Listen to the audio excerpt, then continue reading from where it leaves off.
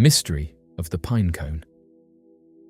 Among the many mysterious symbols found in the artwork of ancient Mesopotamia, the pinecone stands out as one of the most curious and debated. In numerous Sumerian reliefs and sculptures, pinecone-like objects are depicted in the hands of gods, kings, and mythological beings, often paired with a ceremonial bucket or positioned in scenes of ritual or blessing. Despite their frequent appearance, the true meaning behind these objects remains shrouded in mystery, inviting a range of interpretations from scholars, historians, and esoteric theorists alike. In these ancient scenes, deities or winged figures are often shown holding the pinecone aloft or pressing it toward the forehead or body of a human figure, suggesting a symbolic or ritual function. In some instances, the pinecone is portrayed in a way that implies it is being used to sprinkle something, perhaps liquid or incense, from the adjacent bucket, leading some scholars to conclude that it may have been a purification tool. This theory posits that the pinecone acted like a sprinkler, used in ceremonial cleansing or blessing rituals, akin to the use of similar implements in later religious traditions. However, many researchers believe the pinecone had deeper symbolic meaning beyond physical function. The pinecone's shape, reminiscent of the human pineal gland located deep in the brain, has led to connections with esoteric and spiritual traditions. In modern interpretations, the pinecone is often linked to enlightenment, higher consciousness, or divine knowledge. This association is especially intriguing when placed in the context of Sumerian mythology, where gods like Enki and Enlil are said to have gifted humanity with wisdom and civilization. The recurring presence of the pinecone in scenes involving these gods has led some to argue that it may represent the transmission of knowledge or the activation of spiritual awareness. Another interpretation suggests that the pinecone symbolized fertility, regeneration, or the tree of life, ideas common in Mesopotamian religious thought. Given its organic, seed-bearing structure, the pinecone could have symbolized the potential for life and renewal. This theory fits with the larger symbolic system found throughout Sumerian art, where plants, animals, and celestial imagery often held layered meanings tied to the natural cycles and divine order. Yet, despite these compelling theories, no definitive written explanation from the Sumerians themselves survives to explain the pinecone's purpose. The absence of explicit textual reference has allowed the symbol to remain open to speculation, allowing modern interpretations to fill the void. Some theories go further, suggesting that the pinecone is evidence of advanced ancient knowledge, perhaps technological or even extraterrestrial in origin, though such claims remain outside the mainstream academic consensus. The pinecone symbol, while prominent in Sumerian art, also appears in various cultures across the world, suggesting a shared symbolic significance. In ancient Egypt, similar shapes are seen in depictions of the staff of Osiris. In Hinduism, the pinecone resembles the pineal gland and is often linked to the third eye, a symbol of higher consciousness. In Greek and Roman traditions, the thyrsus of Dionysus features a pinecone at its tip, representing fertility and divine ecstasy. Even in Vatican art, pinecones appear as sacred objects. This global recurrence hints at a universal connection to spiritual awakening and esoteric knowledge. The pinecone's enduring presence in ancient Sumerian art serves as a reminder of how much remains unknown about the symbolic language of early civilizations. Whether a tool, a religious implement, or a metaphor for divine knowledge, its repeated appearance across centuries of Mesopotamian culture underscores its importance. Until further evidence emerges, the pinecone remains one of the many fascinating puzzles left behind by the ancient world, an artifact of belief, ritual, and mystery. Mysterious object seen above Alaska. A strange aerial phenomenon above Alaska has captured the attention of residents and sparked widespread speculation after photographs of an unusual object with a trailing plume surfaced on social media. The sighting reportedly occurred around 7 in the morning, with witnesses describing a bizarre object in the sky that remained visible for just over a minute. One woman who documented the event claimed the photographs were taken over a 45-second period, beginning precisely at 7:16 in the morning, and she later posted the images online in search of others who may have seen the same thing. Her photos depict a long, smoke-like trail extending across the sky, with an unidentified object appearing at the forefront. Notably, Shortly after the object vanished, she posted a follow-up photo showing a black military helicopter in the same general area. The appearance of the object even prompted a local police investigation, although no official explanation has been released. Initial speculation from some social media users suggested it might have been an aircraft. However, others pointed out that while aircraft regularly fly over the region, no known flights were recorded at the specific time the object was seen. Some theorized that the object could have been a plane experiencing mechanical issues and potentially made an emergency landing nearby, which may have triggered the police response. One user from Palmer, Alaska, added further intrigue by sharing their personal experience. The witness recounted seeing the object while getting ready in the morning, describing the trail as a massive plume, unlike anything they had seen before. The person noted that the object appeared to be descending rather than following a normal flight path, and described the scene as alarming, suspecting that whatever was in the sky might have been in distress. While acknowledging the possibility of morning lighting enhancing the trail's appearance, the individual expressed doubt that it was simply a normal condensation trail. As of now, the object remains unidentified. The photographs and first-hand accounts continue to circulate, fueling both curiosity and concern. Until an official statement is released, residents and online observers are left to wonder what exactly streaked across the Alaskan sky that morning, leaving a long trail of questions behind it. A British Columbia woman shares a clear Bigfoot photograph. In a remote and rugged region of British Columbia, Canada, a woman's hiking trip turned into an extraordinary encounter that has since rippled through social media and reignited discussions around the existence of Bigfoot. While navigating the wilderness of Vancouver Island, the woman recounted a chilling incident in which she crossed paths with a strange and hairy figure, one unlike anything she had ever seen before. Sharing her experience on a popular hiking group online, she described the creature's fixed, scowling expression and eerily intense gaze. It made no sound and didn't attempt any kind of communication, a silence that only intensified her growing unease. Driven by instinct and fear, she quickly raised her camera and captured a photo of the being before hastily retreating from the area, her hands shaking from the encounter. The photograph she posted soon garnered widespread attention for one specific reason. It clearly showed the creature's face. For those who have followed the long history of blurry and ambiguous Bigfoot photos, this clarity was shocking. In fact, the very clarity of the image became its own controversy. Many online users dismissed the photograph outright, claiming it must be fake or generated using artificial intelligence. Some argued that anything too blurry is written off as inconclusive, while anything too clear is instantly labeled as staged. The woman found herself at the center of this paradox, her account both praised and disbelieved in equal measure. Still, the photo triggered a renewed interest in British Columbia as a hotspot for Bigfoot sightings. Enthusiasts and cryptozoologists noted that the province's vast and wild terrain has long been considered one of the most likely locations for Bigfoot to dwell.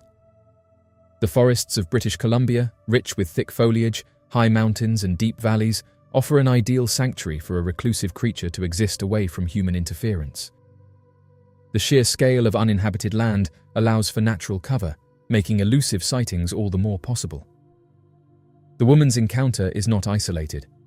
Over the years, countless individuals, locals, tourists, and seasoned hikers have reported similarly strange encounters throughout the region. The descriptions are remarkably consistent. A large bipedal figure covered in dark, thick hair, standing between 7 and 10 feet tall, with broad shoulders and a gait that resembles an ape more than a human. Some witnesses even report an overpowering musky odor accompanying the sighting, a detail repeated often enough to lend additional credibility to the claims. Such consistency across dozens of accounts, spread over years and wide geographical ranges, has only fueled the belief that Bigfoot may, in fact, be more than just folklore. British Columbia's connection to the Sasquatch legend also extends deep into its cultural history. Indigenous communities in the region have long spoken of wild, human-like beings inhabiting the forests. These stories, passed down through generations, describe creatures very similar to the modern concept of Bigfoot, suggesting that the myth, or perhaps the reality, predates contemporary sightings by centuries. The intertwining of oral tradition, cultural memory, and modern anecdotal evidence creates a compelling tapestry that continues to capture the imagination. The photograph taken on Vancouver Island may not offer definitive proof, but it has reopened a long-standing conversation. Whether one believes in Bigfoot or not, stories like this reveal an enduring fascination with the unknown and a deep-rooted curiosity about what may still lie hidden in Earth's vast, uncharted wilderness. The mysterious disappearance of Kevin Hicks. Kevin Hicks was just 16 years old when he vanished without a trace, leaving behind one of the most enduring missing person mysteries in the United Kingdom. On the evening of March 2nd, 1986, Kevin left his home in Addiscombe, South London, carrying only a £1 coin. His simple errand was to buy a box of eggs for a school cooking exam he had scheduled the next day. It was a Sunday evening, and his expected return time was no more than 15 minutes. Yet, Kevin never came back. What was supposed to be a brief walk to a nearby shop turned into a mystery that would haunt his family for decades. Kevin was last seen around 10 in the evening, approximately an hour and a half after he had left home. He was reportedly spotted walking in the direction of his house, but despite being so close, he never arrived. That sighting has remained one of the most puzzling aspects of the case.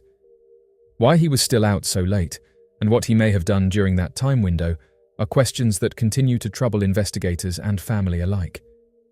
There were no signs of struggle, no clues left behind, and no activity on his bank account or any other traceable indicators to suggest what had happened to him. The case left his family devastated. Both of Kevin's parents passed away without ever learning what happened to their son. For his sister Alex, however, hope remains. She has kept the search alive for decades, driven by a strong belief that Kevin might still be out there. One event in particular has stayed with her, a mysterious bouquet of flowers left at their mother's grave in 1994, 8 years after Kevin vanished. There was no note or message, but Alex strongly believes the flowers were from her brother. She has expressed her belief that he may have chosen to disappear and could be living abroad, perhaps having started a new life, possibly burdened by something he felt he couldn't share. In contrast, the police have maintained a more somber theory. Investigators believe that Kevin may have been abducted and possibly met with foul play.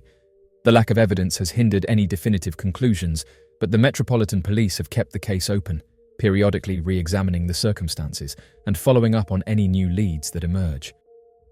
Despite extensive media coverage, appeals, and public interest over the years, no solid breakthroughs have come. The mystery of Kevin Hicks's disappearance continues to confound all who encounter it. His story is a haunting reminder of how easily a life can seemingly vanish and how deeply the loss reverberates through the lives of those left behind. Whether he is alive and living in anonymity or the victim of a terrible crime, Kevin's fate remains unknown. For his sister, and those who still remember him, hope and unanswered questions persist, waiting for the truth that has remained hidden for nearly 4 decades. The mysterious Wheel of Spirits. Hidden among the hills of the Golan Heights lies one of the most mysterious and unsettling megalithic structures in the world, a mysterious stone monument known as the Wheel of Spirits. To archaeologists, the site is officially referred to as Rujim el-Hiri, but to locals and legends, it is a place shrouded in ancient mystery and spiritual unease. Comprising over 40,000 basalt stones meticulously arranged in concentric circles, the structure stretches outward from a central mound that rises roughly 15 feet high. The outermost ring spans approximately 520 feet in diameter and stands at an imposing 8 feet tall, giving the entire formation an eerie and monumental presence that has puzzled researchers for decades. What makes the Wheel of Spirits so compelling is not only its enormous scale, but the strange features that suggest it may have served a deeply spiritual or even ritualistic purpose.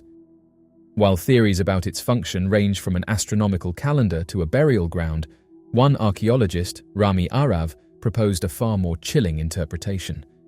After thoroughly examining the site and analyzing minor artifacts and remnants from plundered tombs, Arav concluded that the structure was more than just an ancient religious monument. It was likely the ceremonial ground for a cult of the dead. According to his research, the circular layout may have been designed to protect or isolate the central ritual activities from outside disturbance. At the heart of these rituals was the practice of the dakhma. The dakhma, a funerary tradition practiced in some ancient cultures, involved laying out the bodies to be picked clean by birds and other scavengers. Once the bones were stripped of flesh and bleached by the sun, they were then used for additional rites, possibly even as tools or symbols in further rituals. If Arav's theory holds true, the Wheel of Spirits would not have been a place of peaceful worship, but one of grim and unsettling rites that bridged the realms of the living and the dead. This possibility has led to an array of legends and folklore surrounding the site, many of which point to its darker associations. Locals have long whispered that the Wheel of Spirits is cursed, a place where strange phenomena have been witnessed. Some believe that the site is haunted by those who were sacrificed or exposed there, their spirits trapped within the stone circles for eternity. Others go even further, claiming that the site is a portal, an ancient threshold to a darker world parallel to our own. In recent years, ghost stories and accounts of unexplained occurrences around Ruchim El Hiri have only added to its mystique, drawing paranormal investigators and thrill-seekers alike to the remote location. Despite years of research, the true purpose of the Wheel of Spirits remains elusive. Whether it was a temple, a calendar, a burial site, or something far more sinister, the monument continues to stand as a powerful reminder of the mysteries hidden within the ancient world. Its stones, weathered but unmoved, seem to echo a past filled with secrets not yet fully understood, inviting awe, fear, and fascination in equal measure. The mystery of Barbara Bolick. Back on July 18, 2007, Barbara Bolick left for a quick walk in the Bitterroot Mountains, west of Victor, Montana, near the Bear Creek Overlook. Jim Ramaker, a guest from California, was with her, and neither of them realized that this walk would lead them into an incomprehensible mystery. Around 11:30 in the morning, Jim stopped to admire the breathtaking vistas. Barbara was merely a stone's throw away, at around 20 or 30 feet, but when Jim turned around in less than a minute, she had disappeared. As a seasoned hiker who knew the area well, Barbara had made this trail her own numerous times. She always carried a black day pack that contained a magnum pistol as a precaution. Following a thorough search, neither Barbara nor her possessions were ever located. Not even scent dogs, who are usually so dependable, were able to find her. Chris Hoffman, the sheriff for Ravalli County, was left perplexed and called Barbara Bolick's disappearance a mystery. The mountains, the forests, and the route all appeared to be plotting silently and guarding their secrets. Following his 17-year career at J.P. Morgan Chase, Carl Bolick retired in 2001 and moved to Corvallis, Montana, with his 55-year-old wife, Barbara Assunta. Carl had overseen the company's global security operations as assistant director. Although Barbara had never lived in Montana, he had grown up there. But she was an avid hiker and an innate athlete, so she quickly took to her new surroundings, regularly going on lengthy climbs in the neighboring Bitterroot Valley and running almost every day. Carl had stopped accompanying Barbara when he suffered a heart attack, but she still enjoyed showing guests the sights by taking them on treks. However, Donna discovered she was hungover from the alcoholic cocktails they had consumed the previous evening and thought it would not be a good idea for her to go trekking when she woke up that morning. Nevertheless, Jim and Barbara were determined to go, so about 9:30 or 10 in the morning, Barbara informed Carl that she would be accompanying Jim to the overlook and that they would return for lunch. Carl worked on a construction project during the morning while the two went hiking. Carl didn't see his wife again after that. Barbara wore spectacles, weighed 115 pounds, and was 5 feet tall. She was wearing tan shorts and a pastel-coloured shirt that day. Donna began to worry about Barbara and Jim's disappearance around midday, but Carl told her that his wife was an experienced hiker who was familiar with the area, so she didn't need to worry. He was sure they will probably return very soon. He also informed Donna that Barbara was a very wary person who usually carried a backpack with food, water, and a magnum handgun to protect herself from moose, bears, mountain lions, and rattlesnakes. However, Barbara and Jim had still not arrived by early afternoon, so Donna requested Carl to give them a call. The phone rang at about 2 in the afternoon, just as he was about to make a call. Carl remarked that it was a Forest Service law enforcement officer. Carl quickly travelled to the area of the Bear Creek Overlook Trail after learning that Jim had reported Barbara missing in the hopes that his wife would have been found by the time he arrived. However, she had vanished from sight. According to Jim Ramaker, they hiked all the way to Bear Creek Overlook and took a meal break. They had spent around 30 minutes chatting with two young lads they had met on the route. At approximately 11:30 in the morning, Jim and Barbara set out to return to the trailhead, and Jim paused to take in the scenery. He claimed that he only engaged in this activity for 45 seconds at most, before turning around and discovering that Barbara, who had been 20 or 30 feet ahead of him at the time, had disappeared. Jim called out Barbara's name and searched the area for her. However, Barbara and her rucksack were nowhere to be found. She had disappeared without a trace. It was peculiar because the Bear Creek Overlook route was surrounded by a lot of loose shale rock, which would have made it challenging to walk around silently. Jim should have heard anything, like a scream or a cry for assistance, if she had fallen over the overlook. The road leading to the trailhead was closed for maintenance that day, so he gave up looking and went back to the trailhead, where he discovered construction workers. Jim inquired as to whether they had seen Barbara and gave a brief description of her, but they hadn't. However, they did remember seeing two young men pull off the route earlier, one with a black and white dog. Not long after, Jim reported Barbara missing. On July 18th, Carl remained at Bear Creek Overlook until midnight, but search parties advised him to go home and get some rest. He came back the next day with neighbors and friends. Along with search dogs and planes employing infrared and thermal imaging, many ground search and rescue teams thoroughly examined the region. However, neither Barbara nor her backpack were discovered, and the dogs were unable to detect her smell. Following a rigorous 2-week search and investigation, Barbara Bolick's disappearance was declared a mystery by Ravalli County Sheriff Chris Hoffman, who also stated at the time that they were perplexed. They stated that they had thoroughly searched the area around the disappearance. Not even a trace has been discovered. If at all possible, we would like to confirm that Bolick was indeed present on the mountain that day. When Jim informed the county sheriff about the two individuals they had spoken to while out on the trail, the police made an effort to find them and even put up a $10,000 prize. Accompanying the males were a black mixed-breed dog with white markings and floppy ears who looked to be in their early 20s. One was described as having black hair and dark skin, while the other one had reddish-brown hair with a medium complexion. Both males had an athletic frame and were well-groomed. They might have been the owners of an older, light-colored Chevrolet SUV bearing license plates from Missoula County, Montana. But they were nowhere to be seen. There wasn't much publicity around Barbara's disappearance, so it's possible that they were unaware of her disappearance and chose not to notify the police. The males were confirmed to be on the trail by further witnesses, who included the construction team. Jim must have heard nothing if Barbara had strayed off the track or tumbled off the cliff. It has also been proposed that Barbara may not have had time to cry out after her unexpected fall. She was particularly cautious near heights, though, due to her dread of them. It didn't seem likely that she would stumble by accident because this was her favorite trail, and she knew it quite well. After several hours of both official and informal searching, scent dogs were used, but neither her remains nor her pack have ever been located. It's possible that she became stuck in a cave or crack if she fell suddenly, but it seems strange that no one has ever found her. The Cornish Owlman. In 1976 and 1978, Maunan, a Cornish seaside town, experienced an unexplained haunting.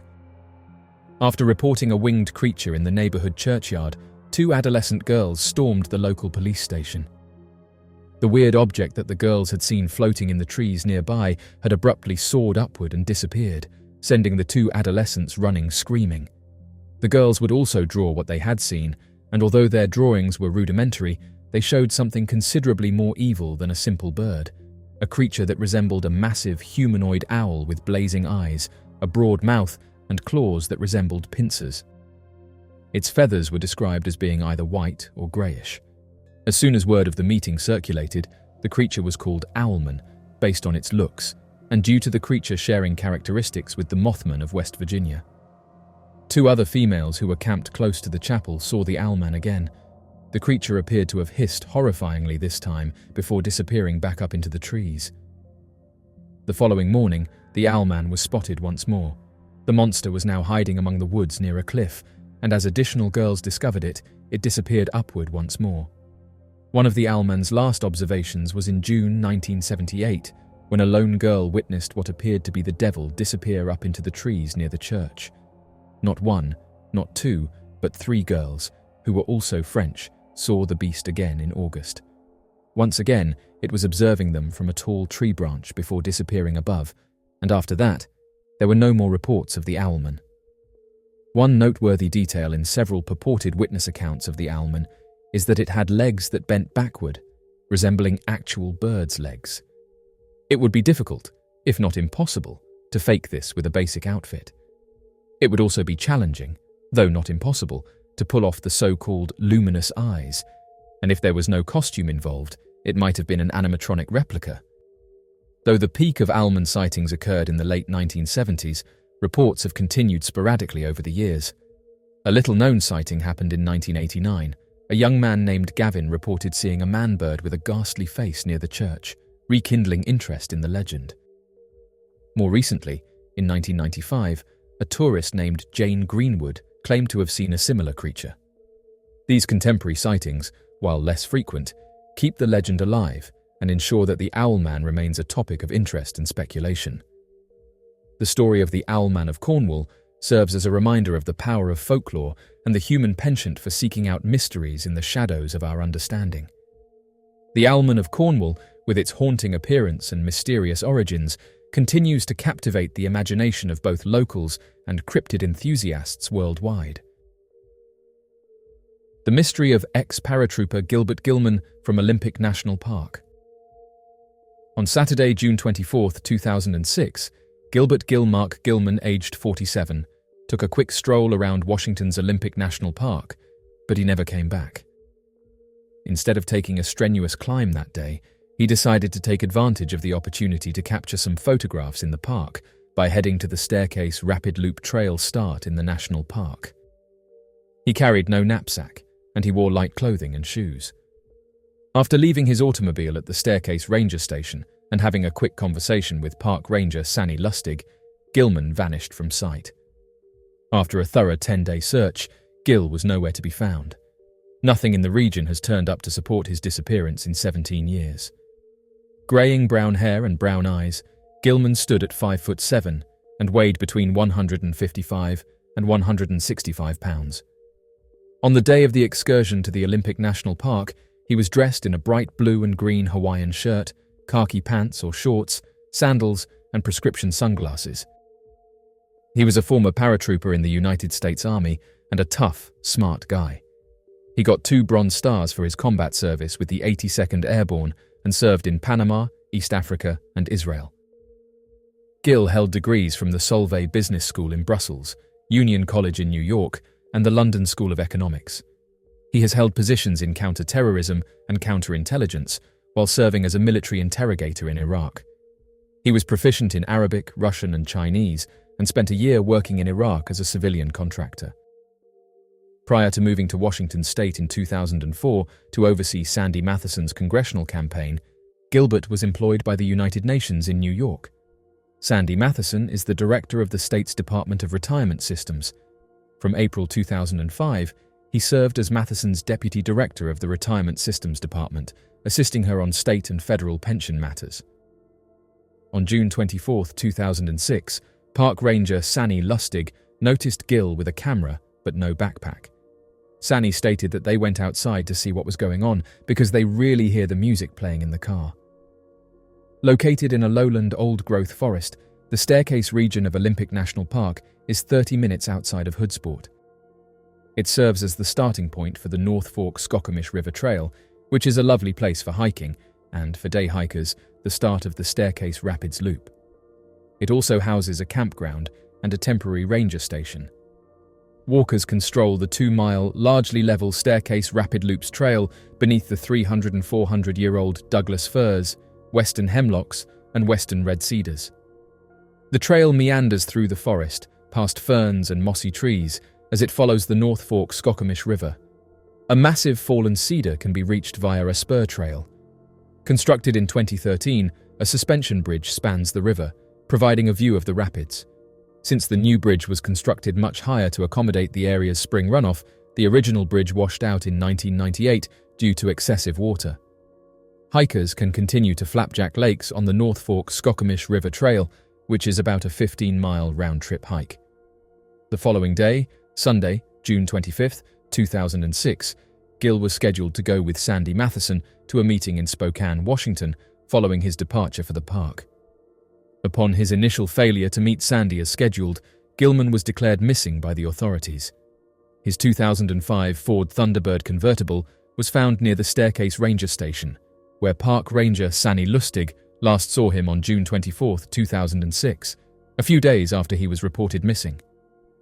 There was no sign of Gilbert after 10 days of searching the Staircase region and surrounding trails and peaks, which include steep, rocky slopes, deep woodland, and the North Fork Skokomish River. They employed 62 searchers on the ground, tracking dogs, a plane and a helicopter fitted with forward-looking infrared heat-seeking technology, and tracking dogs. The formal search was cancelled, and he was deemed missing by the U.S. Forest Service after 10 days of futile searching. His mother, Doris Gilman, said it was difficult to believe someone could simply vanish. Gil was formally pronounced deceased on August 27, 2015. According to Washington state law, if someone goes missing and is not heard from for at least 7 years, and their absence is not satisfactorily explained after diligent search or inquiry, they are assumed deceased. Doris Gilman petitioned Thurston County Superior Court in June 2015 to take on the role of official estate trustee, giving her the power to shut down the estate. Unless he got confused and continued on the North Fork Skokomish River Trail, getting lost on the short and well-marked Staircase Loop Trail is unlikely. The whole region was thoroughly examined.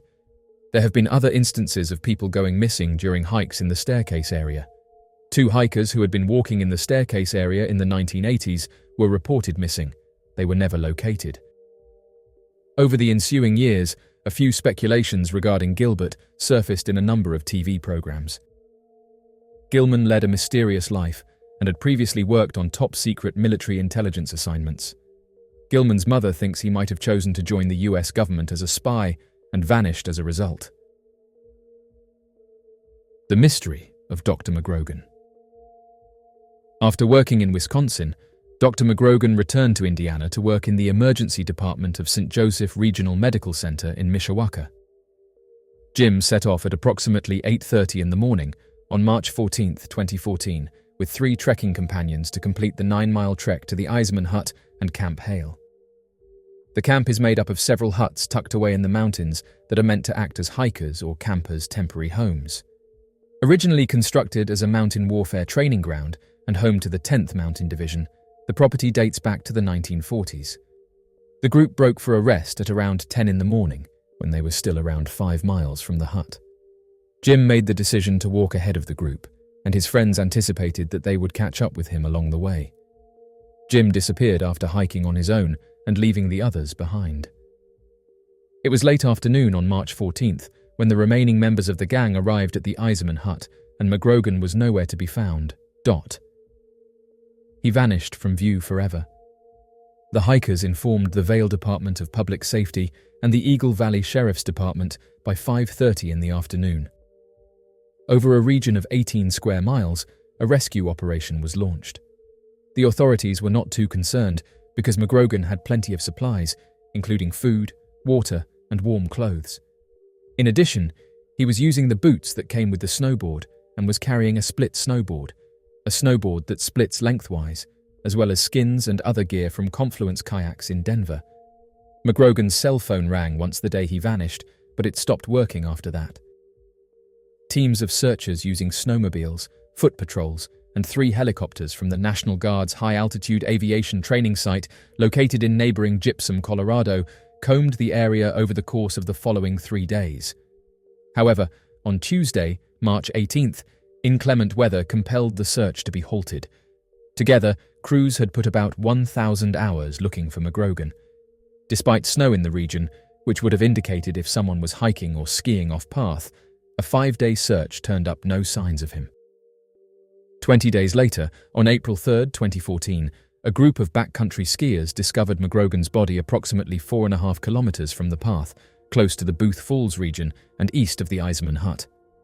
An icefall, or frozen waterfall that cascades down a steep slope, is what the reporting party described to authorities as having happened beneath Booth Falls, while he and 2 other people were skiing in the area.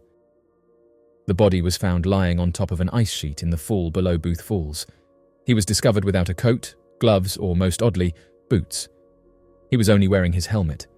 His cell phone was found in his backpack, and there seemed to be active cellular reception here.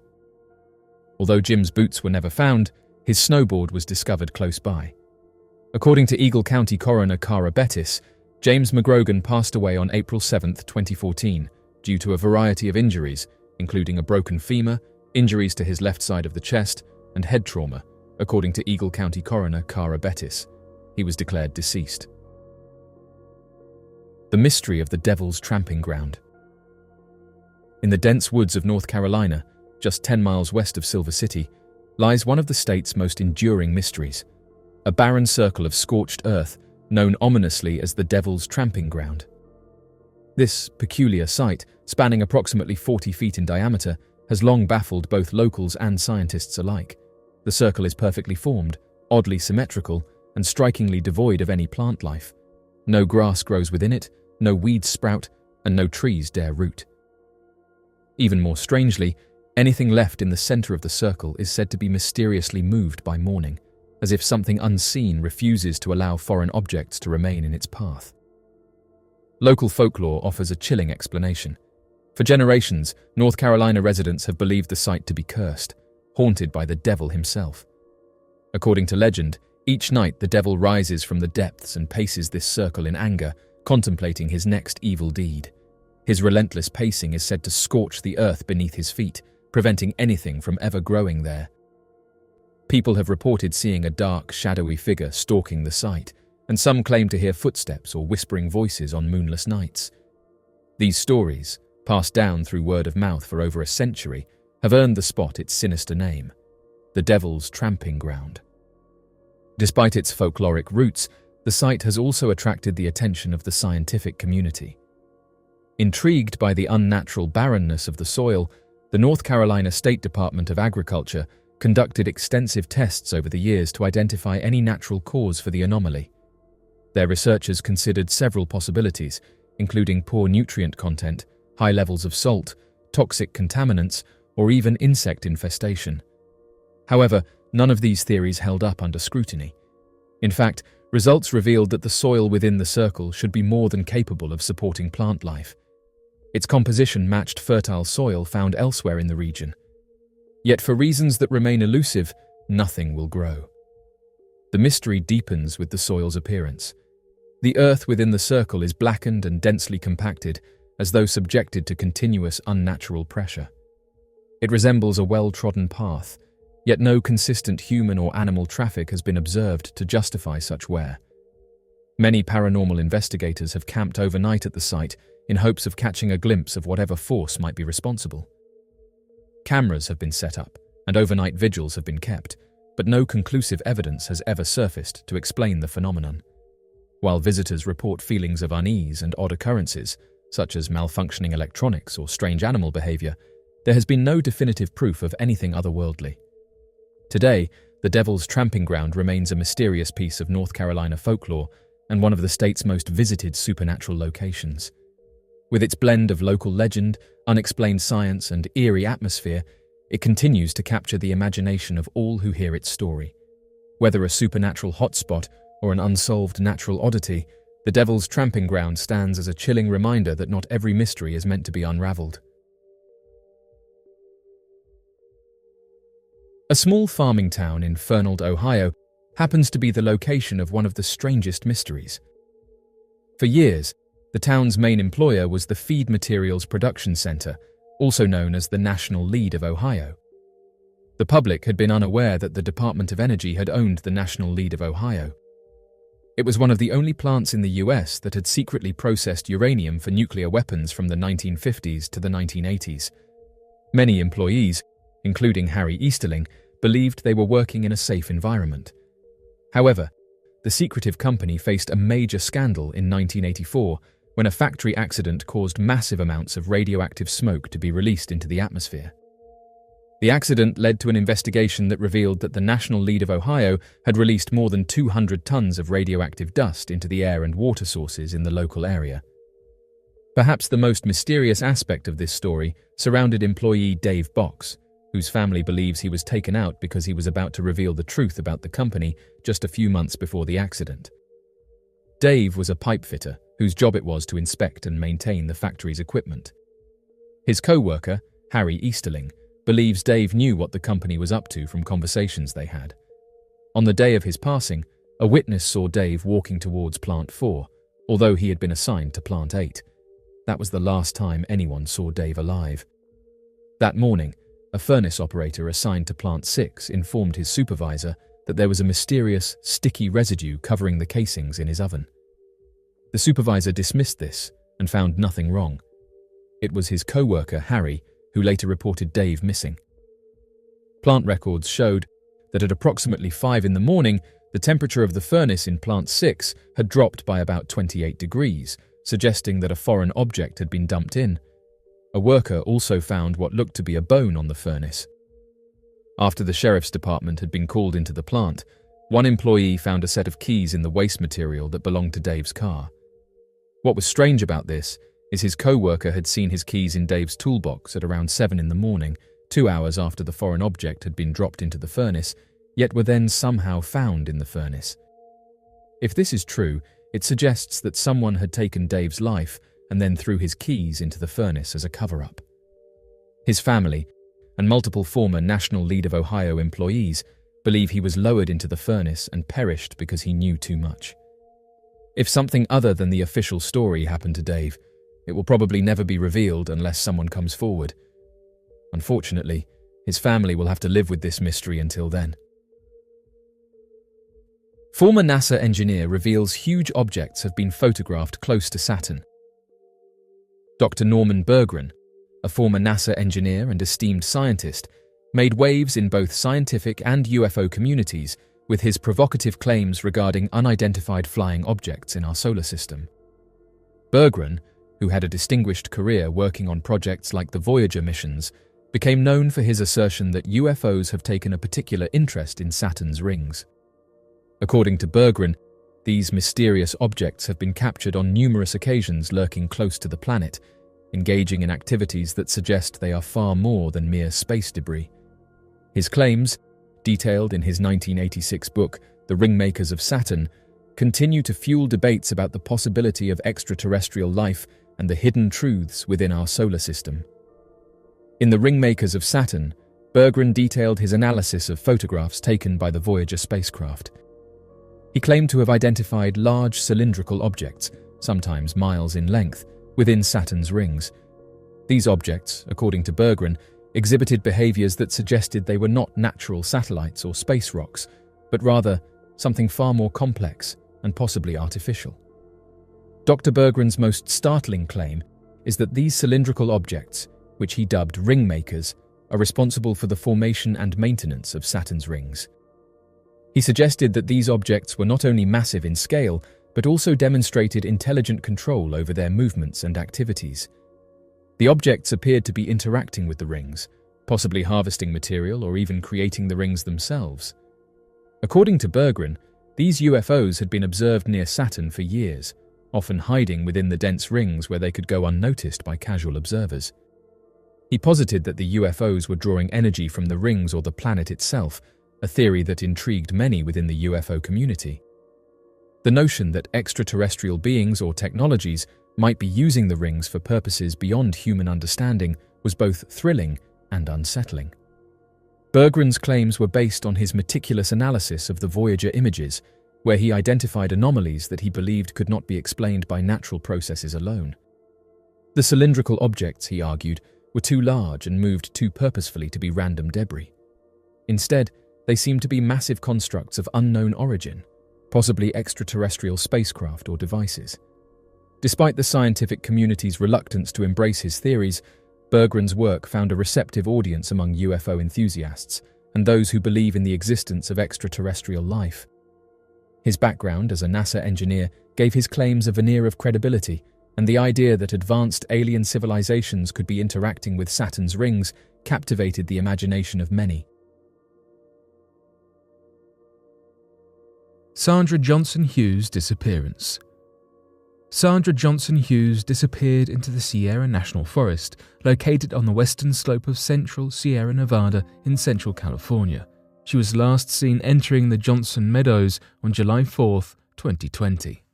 An extensive search ensued following her disappearance, but only more mystery was uncovered. Hughes was 54 years old when she moved from Hawaii to California a month before her disappearance. She began planning her camping trip as a way to enjoy nature and escape the confines of her home during everything that's currently happening. Before her trip, she was extensively trained in managing the wilderness as she trained to be a park ranger in college, making her disappearance all the more curious. Her family reported that they had last heard from her on June 26th. The search began on July 5th after Hughes's belongings were found in peculiar disarray.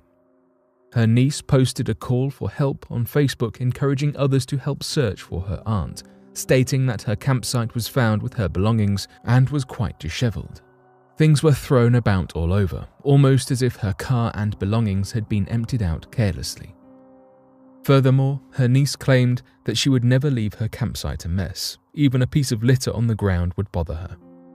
The Madera County Sheriff's Office then followed suit and openly asked the public to aid in the search for Sandra Hughes.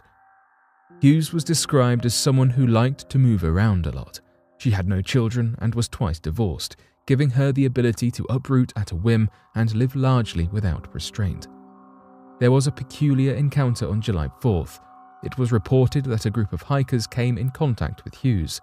They claimed that she was walking barefoot, with a sizable bruise on her face.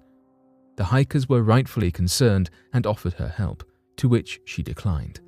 They insisted on providing some kind of medical assistance, but she again rejected their offer and continued on her path. Her family described her as someone who was very organized, making this behavior highly unusual and disturbing. On the 5th of July, there were more mysterious circumstances. Hughes's car was found lying in a creek that leads into Chiquito Lake. Authorities on the scene theorized that the vehicle was traveling at less than 20 miles per hour when it crashed into a tree and rolled into the ravine. This is extremely unusual for a crash. At such a low speed, it is hard to imagine why Hughes would have crashed headfirst into a tree. Typically, at this speed, the driver has great control over the vehicle. This finding led the search to intensify its efforts. Nearly a dozen separate sheriff's departments joined the effort, assisted by rescue dogs, volunteers, and helicopters from the California Air National Guard to locate Hughes. Together, they combed the forest, working day and night to find any sign of Sandra Hughes. None was found. The last sighting to reportedly see Sandra were two hunters passing through the woods near the Portuguese Overlook. The men claimed they saw her leaning against a tree along Road 5S01 near Besaw Road. At the time, they did not recognize her, and it was only upon returning from their trip that they recognized her from a missing person flyer. The hunters remarked that she did not appear distressed or in need of assistance. However, upon seeing her picture from the missing person's flyer, they said that she was visibly thinner. We can only hope she returns home safely. The chilling disappearance of Sammy Burka. Vacations are supposed to be abundant with family fun and timeless memories, but for a certain family, a would-be exciting trip turned into a living nightmare. Sammy Burka was an 8-year-old boy and the son of Kenneth Burka. When talking about his son, Kenneth described him as a passionate but stubborn young boy who was on the high-functioning side of the autistic spectrum, which resulted in Sammy being easily overwhelmed by brightness and sound. The boy stood at 4 feet and 11 inches in height and weighed an estimated 85 pounds. He had dark eyes and brown hair cut in a short hairstyle. The family was staying in a cabin near Diamond Lake when the tragedy occurred. He disappeared in October. The Burka family had prior camping experience, and Sammy grew up learning important survival tricks, but no amount of teaching could ensure a vulnerable child's survival in the vast wilderness of Oregon. Kenneth and Sammy went out to play a game of either tag or hide and seek at around 4 in the afternoon.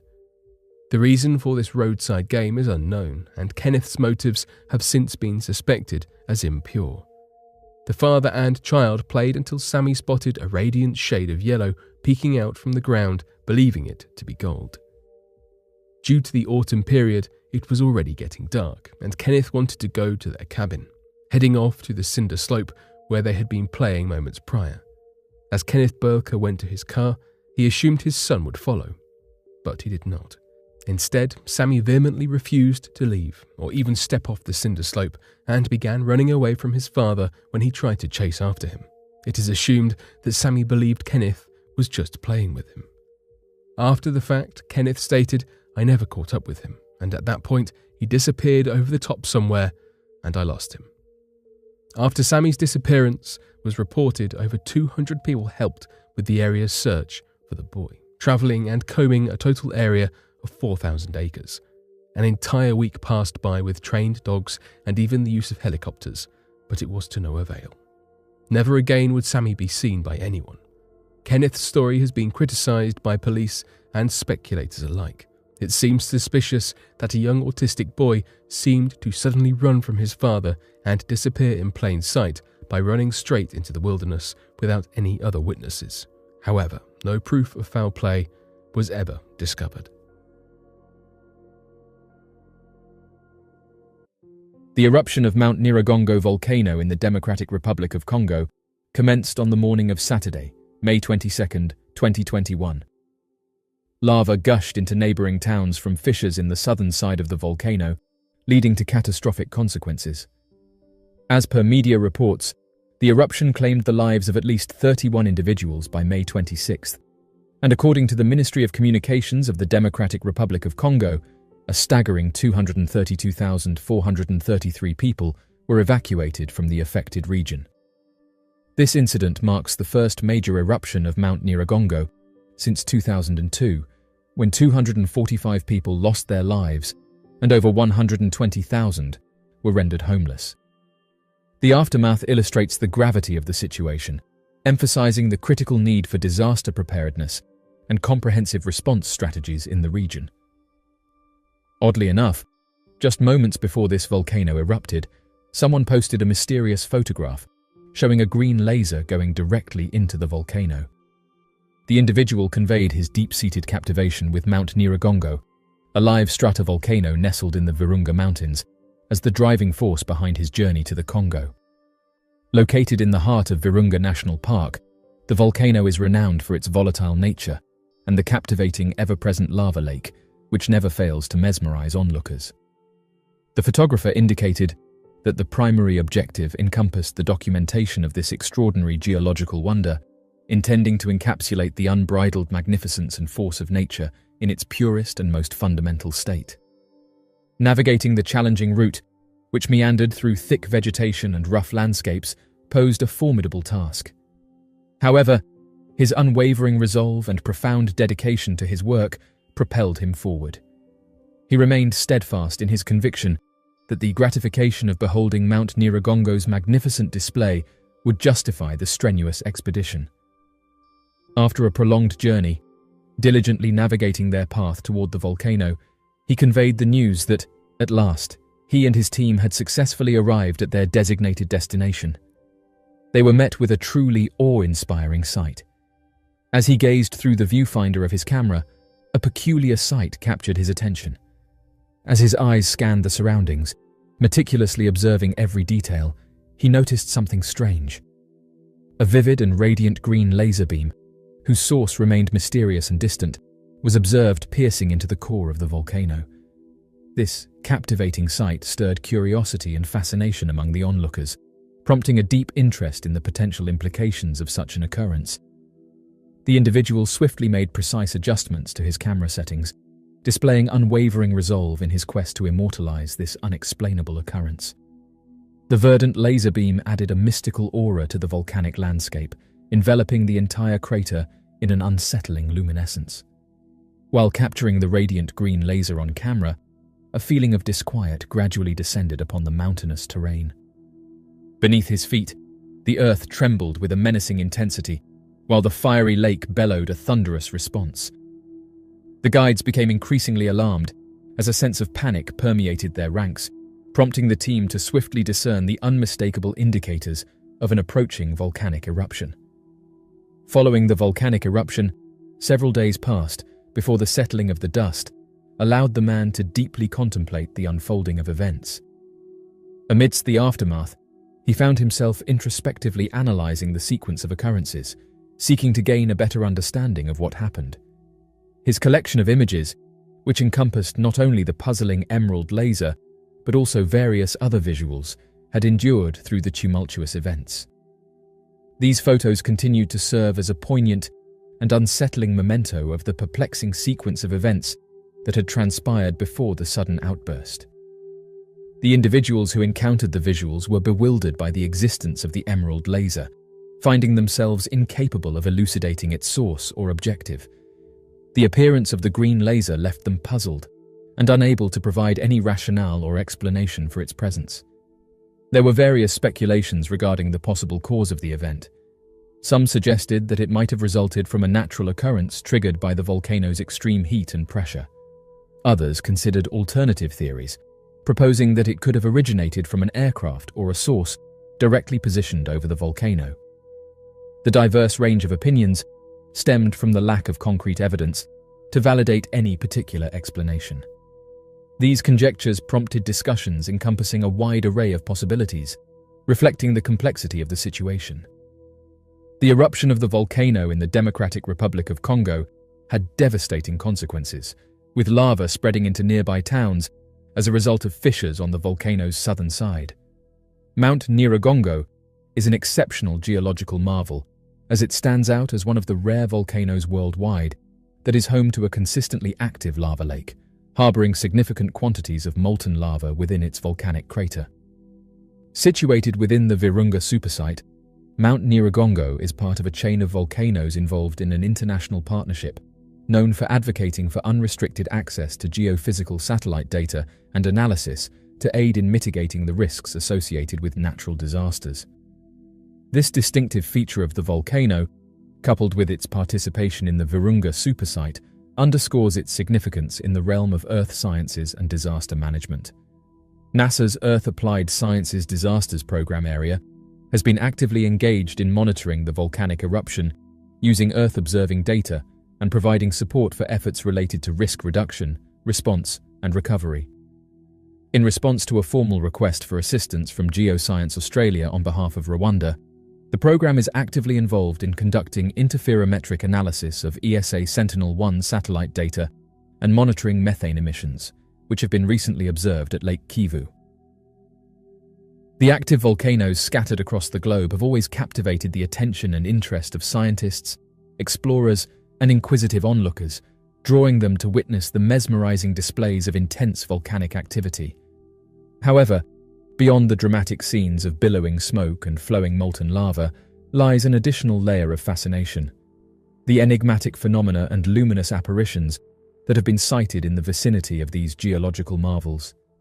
This intriguing aspect adds a further dimension to the already captivating allure of these natural wonders, prompting a deeper exploration of the inexplicable occurrences and celestial displays associated with these geological powerhouses. Numerous first-hand testimonies, spanning from local inhabitants to experts in the field, provide compelling evidence regarding the presence of enigmatic phenomena and illuminations in the vicinity of active volcanoes. These accounts depict shining spheres, radiant apparitions, and peculiar aerial entities that meander through or linger around volcanic terrains. Furthermore, there are claims of observing humanoid silhouettes in close proximity to volcanic vents or calderas. Despite the inclination of some to discredit these assertions as mere products of local legends or visual tricks, the persistence and regularity of these reports demand serious consideration. One noteworthy case occurred at Mount St. Helens in 1980, when a series of unexplained aerial sightings were reported by park rangers and helicopter pilots during the volcanic eruption. Witnesses described bright, glowing orbs that appeared to defy the laws of physics, maneuvering effortlessly through the turbulent plumes of ash and smoke. This incident prompted an investigation by the United States Geological Survey, but the mystery remained unsolved, leaving scientists perplexed. The first-hand testimonies provide intriguing insights into the occurrences, while scientific inquiries have been dedicated to deciphering the enigma surrounding peculiar lights and objects near live volcanoes. Scientists have utilized an array of methodologies and cutting-edge technologies, such as remote sensing, thermal imaging, and spectroscopy, to document and scrutinize these occurrences. The findings derived from these endeavors are both captivating and bewildering, offering a rich tapestry of unexplained natural phenomena. One scientific hypothesis suggests that the presence of these enigmatic objects and illuminations could be associated with the unique electromagnetic circumstances generated by volcanic activity. When volcanoes erupt, they release immense quantities of charged particles, including ions and electrons, into the atmosphere. These charged particles have the potential to interact with the Earth's magnetic field, resulting in electromagnetic irregularities that materialize as luminous phenomena. These anomalies could potentially account for the observations of radiant orbs and unusual lights in the vicinity of volcanic areas. This explanation provides insights into the complex relationship between volcanic activity and the occurrence of mysterious lights, shedding light on the intriguing interplay of electromagnetic forces and geological phenomena. Amplifying the provided text regarding volcanic lightning, it is essential to recognize the significant impact of the intense heat resulting from volcanic eruptions, leading to the ionization of atmospheric gases and the creation of luminous plasma discharges. Volcanic lightning, a well-documented natural occurrence during such eruptions, has been observed for its awe-inspiring display. However, reports from eyewitnesses have suggested witnessing unusual lights and objects displaying orchestrated movements, a deviation from conventional lightning behavior. This intriguing revelation sparks inquiries into the genuine nature of these mysterious phenomena, raising questions that challenge our understanding of volcanic lightning and its associated anomalies. An alternative scientific viewpoint posits that the enigmatic objects and lights may potentially stem from an uncharted geophysical occurrence associated with volcanic activity. Some scientists suggest that underground gases, including methane or sulfur compounds, might contribute to the emergence of these phenomena. In specific circumstances, these gases could undergo ignition or chemical reactions, leading to the creation of luminous displays observable on the surface. While this hypothesis remains speculative, it emphasizes the imperative need for more extensive exploration and thorough investigation into this phenomenon. In the pursuit of understanding the inexplicable presence of enigmatic objects and illuminations surrounding active volcanoes, a multitude of hypotheses and theories have surfaced. Among these is a proposition attributing these occurrences to the influence of advanced beings. Advocates of this notion posit that advanced societies or entities from alternate realms might be overseeing or engaging with the geological dynamics of Earth. While this concept may initially appear outlandish, it cannot be summarily disregarded, considering the abundant testimonies of unidentified flying objects in proximity to volcanic locations. Another theory suggests that these occurrences may be inherent outcomes of volcanic activities that are still not completely comprehended. It is plausible that volcanic eruptions create distinct circumstances, such as electromagnetic disruptions or release of gases, contributing to the appearance of the documented illuminations and entities. Nonetheless, the exact processes responsible for these phenomena continue to evade explanation, warranting additional investigation to substantiate this theory. Some scientists posit a connection between the mysterious lights and objects and geological occurrences, like piezoelectric impacts of tectonic pressures. Volcanoes are active settings characterized by intricate interplays between the Earth's crust and the molten mantle below. These interactions may give rise to uncommon electrical or mechanical phenomena, which could materialize as luminous manifestations and objects in the vicinity of volcanic vents. This suggests that the unique dynamics within volcanic environments have the potential to generate extraordinary occurrences that defy conventional explanations, thereby contributing to the enigma surrounding these phenomena. The allure of enigmatic phenomena and luminous occurrences in the proximity of active volcanoes continues to arrest our collective curiosity, evoking a sense of wonder and fascination. Although skeptics may discount first-hand testimonies as anecdotal or inconclusive, scientific inquiries and theories provide insights into the intricate nature of this puzzle. Whether these occurrences stem from natural processes, geophysical irregularities, or interactions with extraterrestrial beings, one aspect remains unequivocal. They challenge our comprehension of the natural realm and motivate us to delve into the enigmas that still envelop us. The profound implications of these mysterious events not only captivate our imagination, but also compel us to contemplate the unexplained facets of our world, encouraging an endless quest for understanding and insight. As we venture further into the exploration of active volcanoes and the phenomena intertwined with them, it is imperative to approach this puzzle with receptiveness and a dedication to scientific investigation. Through leveraging cutting-edge technologies, interdisciplinary study, and the cooperation of specialists from diverse domains, we aspire to gradually unravel the enigmatic properties concealed within the radiant enigmas that pirouette within the fiery landscapes of our planet's active volcanoes. In the interim, the magnetism of these cryptic manifestations and luminosities will persist in luring us into the abyss of the unfamiliar, presenting an invitation to traverse the unexplored frontiers of our natural sphere.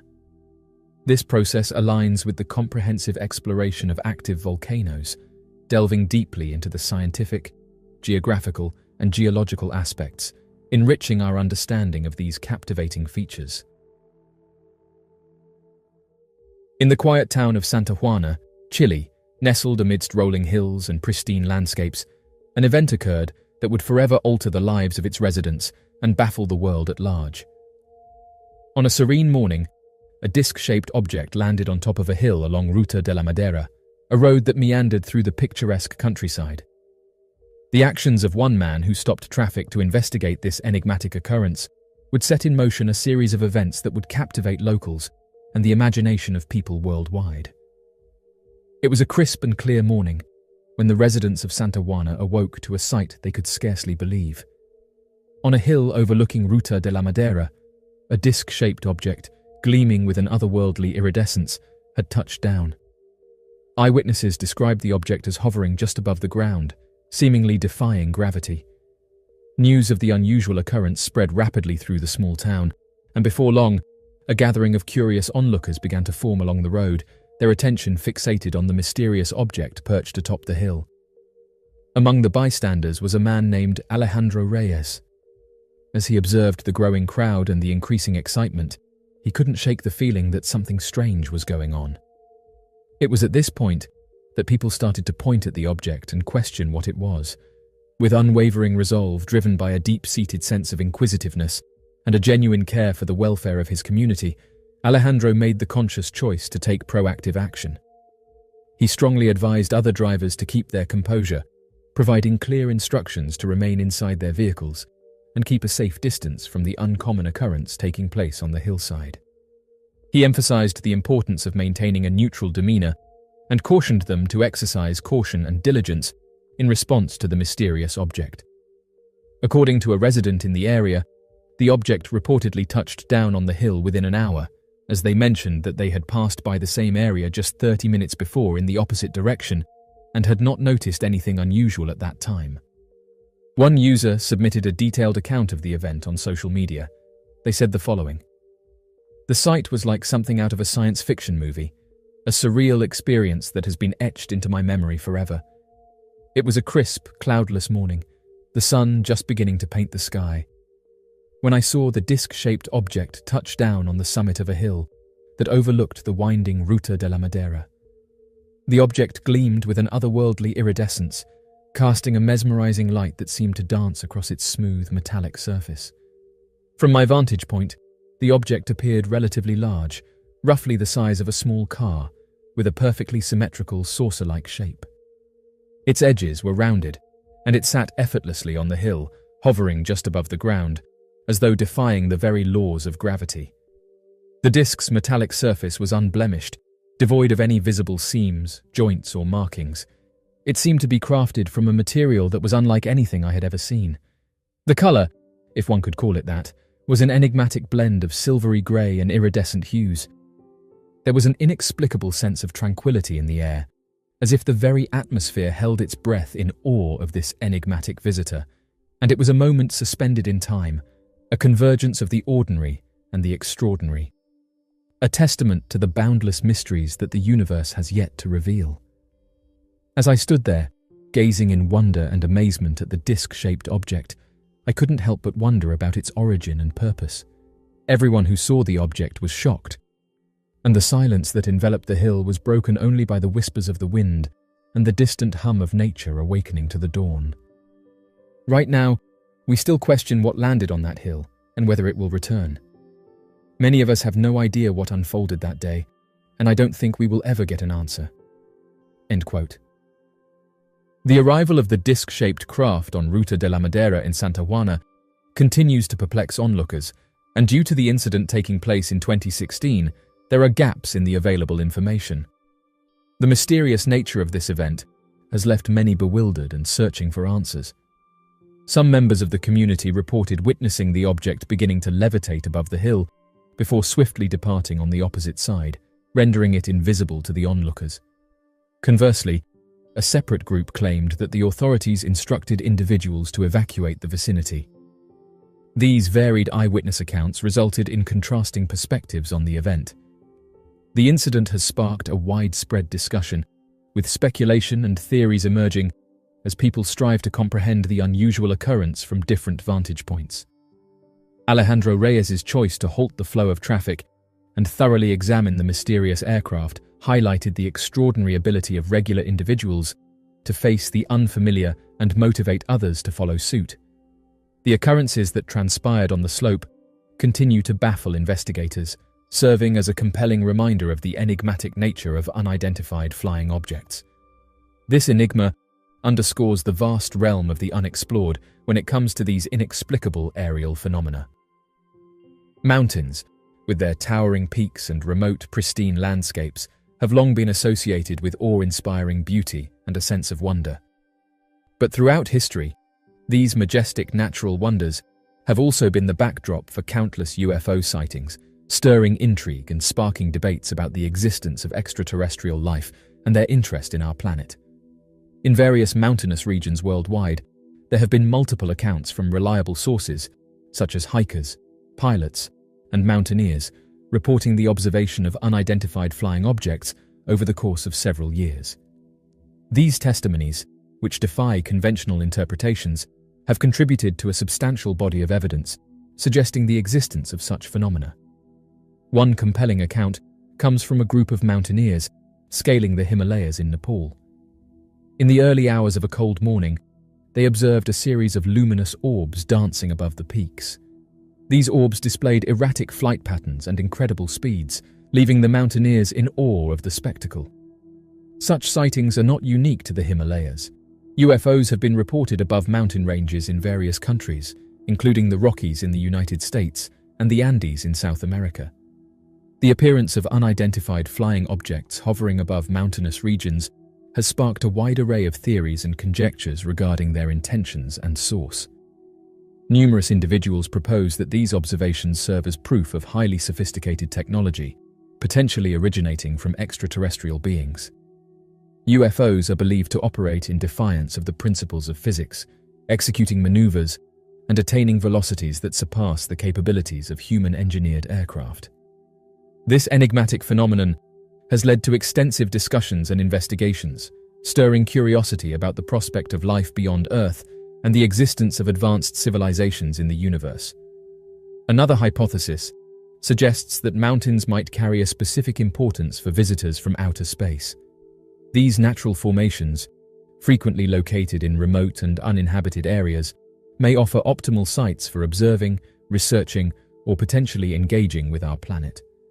The seclusion and remoteness of mountainous terrains could afford a feeling of seclusion for any extraterrestrial entities aiming to evade detection. Given the minimal human presence and limited access, these regions may serve as ideal vantage points for comprehensive analysis and observation of Earth. Moreover, there is a contention suggesting that mountains might harbor distinctive energy fields or magnetic characteristics that could potentially draw UFOs. It is well documented that the magnetic fields of the Earth tend to fluctuate significantly in regions characterized by steep elevations, and these fluctuations could conceivably pique the curiosity of sophisticated extraterrestrial societies aiming to exploit or comprehend these energies for their own purposes. Mountains have held a sacred place in the beliefs of numerous cultures, with many of them linking mountains to spiritual importance and connections to the celestial realm. The ancient Inca civilization, for instance, held the belief that mountains were either the dwelling places of divine beings or acted as gateways to the heavens.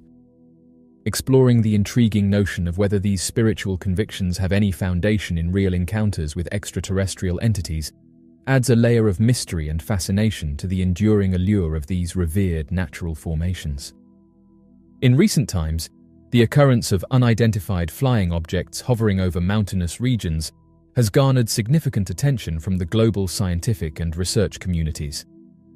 The evolution of technology has played a pivotal role in facilitating a more methodical investigation of these sightings. With the aid of advanced cameras, radar systems, and sophisticated data analysis tools, scientists have been empowered to systematically capture and scrutinize UFO encounters with enhanced precision and efficacy. The Mount Adams Infrared Observatory in Washington State, USA, is a significant undertaking that has garnered attention due to the multitude of reported UFO sightings in the vicinity of Mount Adams. Equipped with advanced technology such as infrared cameras, the research team at the observatory diligently records and analyzes these unexplained phenomena. Despite their extensive efforts, the intrinsic nature of these unidentified flying objects remains elusive, and conclusive explanations have proven challenging to ascertain. Nonetheless, the comprehensive research conducted at the observatory represents a valuable contribution to the in-depth scientific exploration of this intriguing phenomenon. Despite the abundance of first-hand testimonies, hypotheses, and scientific inquiries, the enigma surrounding UFO sightings above mountainous regions persists.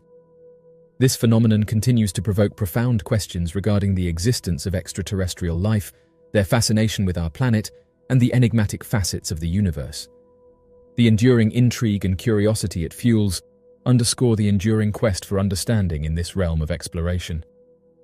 The complexities associated with these sightings transcend mere terrestrial concerns, prompting a deeper contemplation of the enigmatic forces that may exist beyond our planet. As we ponder the enigmas concealed in the depths of the universe, it's crucial to acknowledge the potential significance of UFO sightings above mountains as more than random occurrences. These sightings could potentially serve as a link between our earthly realm and the limitless expanse of the cosmos, offering a poignant reminder of the marvels that await exploration and the enduring enigmas that continue to challenge our comprehension.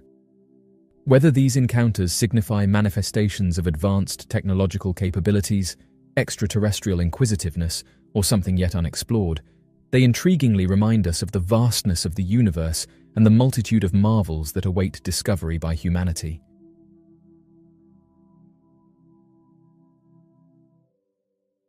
A rancher has just taken to social media to announce that he captured a mysterious light hovering above Yellowstone National Park. Oddly enough, this announcement was made just days after hundreds of earthquakes hit the region. The rancher, known as Sam, found himself unable to explain the nature of the peculiar object he stumbled upon. Therefore, he took the initiative to share images and details of the object across numerous forums, specializing in the analysis of enigmatic artifacts, all in pursuit of obtaining a better understanding of its origins and purpose. The individual depicted the object as suspended in the air over the park, stating that it was a radiant sphere, casting a gentle, spooky glow. Moreover, the entity seemed to defy the laws of gravity as it remained afloat without any apparent means of propulsion. In all the years he had spent in Yellowstone, he had never encountered anything quite like this. He quickly reached for his camera and began capturing images of the enigmatic orb. As he focused on photographing it, he noticed that the object seemed to be pulsating, adding an extra layer of intrigue to the situation. Appearing to exude an unearthly vitality, the object emanated a mesmerizing display of hues, transitioning fluidly between resplendent white and lustrous iridescent blue. While capturing photographs, he grappled with an unmistakable sense that he was observing something that transcended his understanding, something that existed beyond the familiar realms of the natural world. This profound feeling left him contemplating the existence of phenomena that eluded conventional comprehension, prompting a deep sense of awe and curiosity.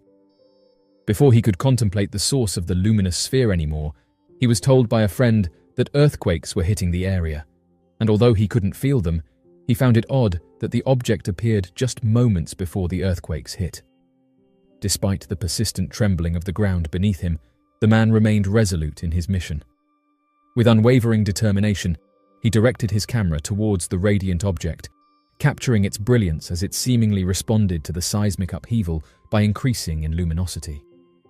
The orb's aerial movements were akin to a graceful dance, displaying a remarkable fluidity that appeared harmonious amidst the turmoil below. The ethereal display in the sky seemed to defy the chaos unfolding on the Earth's surface, mesmerizing the rancher with its mysterious response to the seismic activity. Yellowstone National Park is renowned for its remarkable geological features and active geothermal phenomena. Interestingly enough, this isn't the first time that someone hiking through a national park has reported seeing glowing objects above them, and it's led researchers to question what these objects are and where they come from. The United States harbors an array of stunning national parks, celebrated for their striking natural landscapes, diverse wildlife, and unspoiled expanses. However, concealed within the tranquil terrain and verdant woodlands are accounts of an extraordinary nature, encounters with luminous, unidentified flying objects lingering above these beloved natural marvels. These sightings defy conventional explanation and have sparked curiosity and speculation, adding a layer of intrigue to the already captivating allure of these iconic national parks. The phenomenon continues to provoke fascination and debate, shining a spotlight on the mysterious and inexplicable occurrences that coexist alongside the natural world.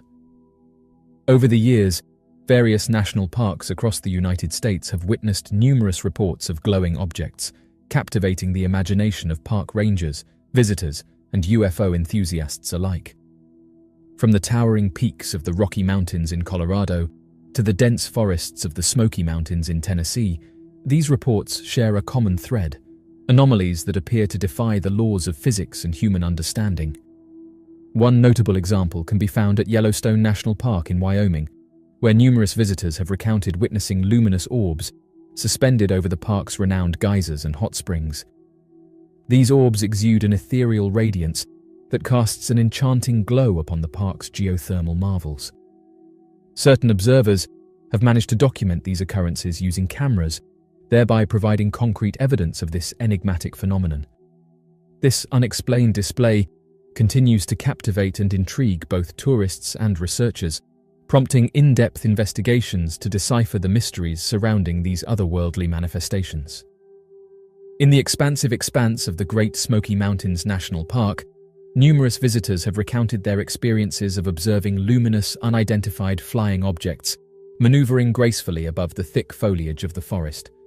These unidentified aerial phenomena demonstrate extraordinary and unconventional flight behaviors, traversing the nocturnal heavens with a remarkable absence of sound and displaying unpredictable movements. Observers frequently express feelings of astonishment and fascination when confronted by these mysterious and inscrutable visitors. These encounters have left an indelible impression on the individuals who have borne witness to these remarkable spectacles. The presence of luminous UFOs above national parks continues to intrigue, generating a veil of enigma. While their sightings remain shrouded in mystery, numerous theories have surfaced to rationalize their existence. According to one hypothesis, these UFOs could potentially represent a manifestation of cutting-edge technology originating from either extraterrestrial sources or being developed by an immensely secretive human entity. The extraordinary propulsion systems and capabilities exhibited by these vessels might provide a logical explanation for their capacity to execute maneuvers that surpass the boundaries of traditional aircraft. This phenomenon has spurred widespread speculation and contemplation, forming the basis of various scholarly discussions and scientific inquiries.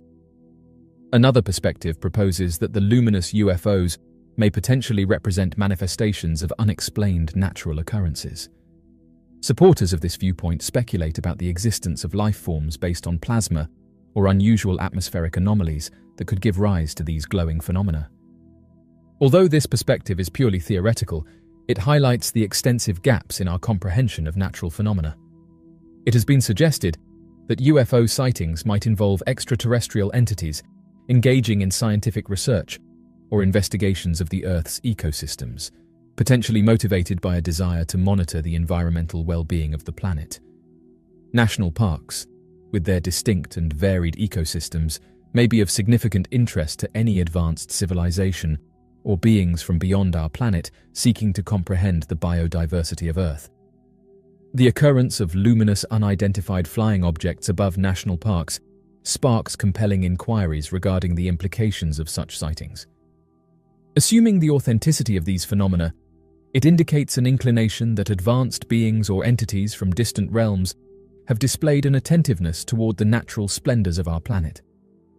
This notion potentially signifies a sense of inquisitiveness and reverence for the ecological diversity and natural exquisiteness of Earth. The presence of these enigmatic phenomena may prompt an exploration of the motives behind such manifestations, shedding light on the interconnectedness between celestial realms and our terrestrial domain. Additionally, the observation of unidentified flying objects above national parks has ignited discussions regarding the potential presence of sentient advanced beings within our planet's ecological systems. The fact that these beings may be exploring Earth's protected natural habitats implies a possible interest in comprehending and safeguarding the planet's exceptional range of living organisms. This phenomenon has triggered a significant exploration into the likelihood of a coexistent relationship between intelligent entities from beyond our world and the diverse ecosystems within our national parks. Furthermore, these observed occurrences have sparked conversations regarding the necessity for enhanced cooperation between the scientific realm and experts studying unidentified flying objects. The analysis of these occurrences may provide valuable understanding into advanced propulsion systems, the characteristics of life forms based on plasma or atmospheric phenomena that have not been acknowledged previously. The need for collaboration is becoming increasingly evident as the potential implications and significance of these events are being recognized by both the scientific community and UFO researchers.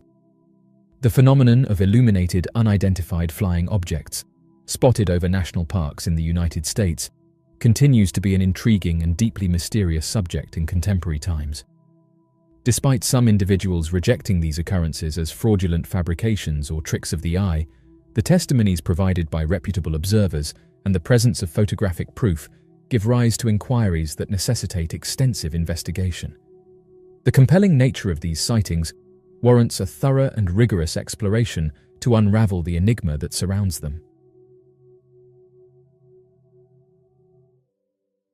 Dozens of residents in the Philippines have just reported today that millions of fish have made their way on land, which has caused many to suggest that something big could be about to happen. Oddly enough, the event which happened on the 7th of January sparked confusion for those who witnessed it, with many saying that this wasn't triggered by a predator in the area. Various videos and photographs were taken, which showed the fish desperately trying to make their way on land. Residents who live close to the area reported on social media that animals have been acting strange throughout the area, further adding that it's not just marine life that has been displaying odd behaviors. Birds, for example, have been seen flying to higher ground, with one resident saying that mammals have also been observed doing this, and it's led some to suggest that something big could be about to happen. Intriguingly, there is compelling anecdotal evidence that indicates certain animals, such as fish, may possess an inherent capacity to detect and anticipate natural calamities. Although the precise mechanisms behind this phenomenon are still not fully grasped, it is plausible that fish have the ability to perceive subtle environmental cues or changes in atmospheric pressure that serve as telltale signs of impending disasters, such as earthquakes or tsunamis. When it comes to the remarkable ability of fish to sense impending natural disasters, an intriguing aspect emerges, suggesting a connection between these animals and the premonition of catastrophic events. In this intriguing hypothetical situation, it is proposed that fish have the extraordinary ability to perceive an imminent natural calamity, like a tsunami, and instinctively, they react by swimming onto dry land, seeking refuge from the devastating repercussions that such an event may bring. Although this notion is purely speculative and lacks concrete evidence, it introduces a fascinating dimension to the intricate interplay between animals and their surroundings, expanding our understanding of their adaptive behaviors and the profound connections they share with their environments. Evidence abounds of animals, fish, birds, reptiles, and insects exhibiting strange behavior anywhere from weeks to seconds before an earthquake. However, despite extensive research, we are still unable to fully comprehend and predict the consistent and dependable patterns of behavior that occur before seismic events. Additionally, there is a lack of understanding regarding the underlying mechanism that would explain the occurrence of such patterns. A social media user recently shared an interesting observation regarding their koi pond. They noted that one day, while gazing at their beloved fish, they noticed an intriguing behavior. The fish seemed to be swimming tirelessly in circles, captivating the observer's attention for hours on end. In the early part of March, an incident took place where she recounted that within a few days, her residing area experienced the impact of an earthquake measuring 4 on the magnitude scale. The occurrence left a significant impact, causing both physical and emotional upheaval in the region. China, positioned on the Pacific Ring of Fire, finds itself situated in a region highly susceptible to seismic activity and earthquakes. This geographical location exposes the country to frequent tremors and geological disturbances. The Pacific Ring of Fire is an expansive region that constitutes a circular belt encircling the Pacific Ocean. This region is renowned for its notable predisposition towards heightened seismic activity, including frequent earthquakes, along with a propensity for volcanic eruptions. China is located in a region where the Eurasian Plate and the Indian Plate meet, forming a boundary between these two significant tectonic plates of the Earth's crust.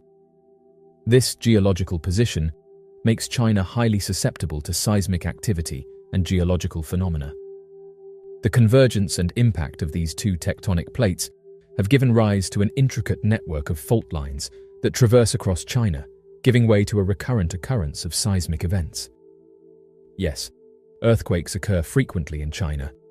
However, the nation has taken significant initiatives to reduce their adverse effects.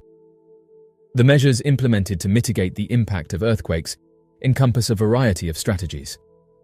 Fish have the ability to be driven towards land when faced with abrupt and significant transformations in their underwater surroundings.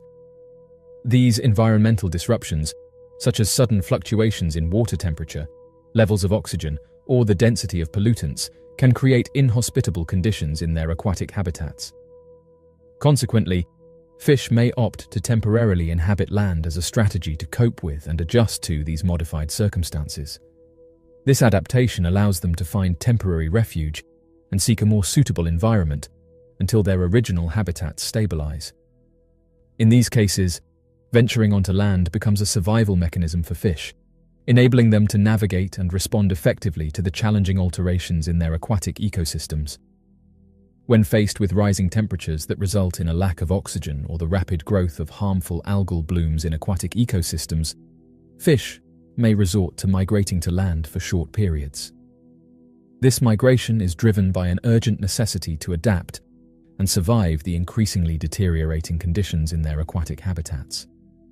During their temporary stays on land, fish seek out oxygen-rich environments and alternative food sources, enabling them to evade the challenges of their compromised aquatic homes. This behavioral adaptation demonstrates the resourcefulness and resilience of fish in the face of environmental changes, highlighting their ability to explore new strategies to ensure their survival. Throughout the annals of time, a plethora of cultures spanning the globe have nurtured an array of beliefs and folklore, all pointing towards the inherent capacity of animals, including our magnificent finned friends, fish, to foretell and prefigure the advent of cataclysmal natural calamities.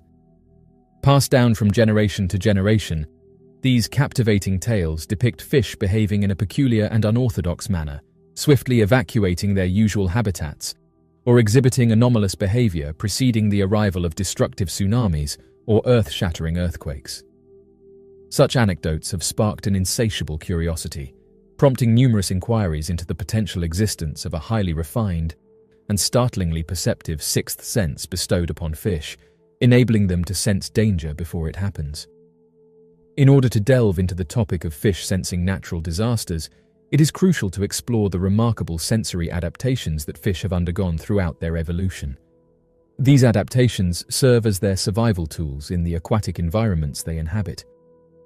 By developing a diverse range of sensory organs and mechanisms, fish have acquired the ability to not only navigate their surroundings effectively, but also thrive in their watery habitats.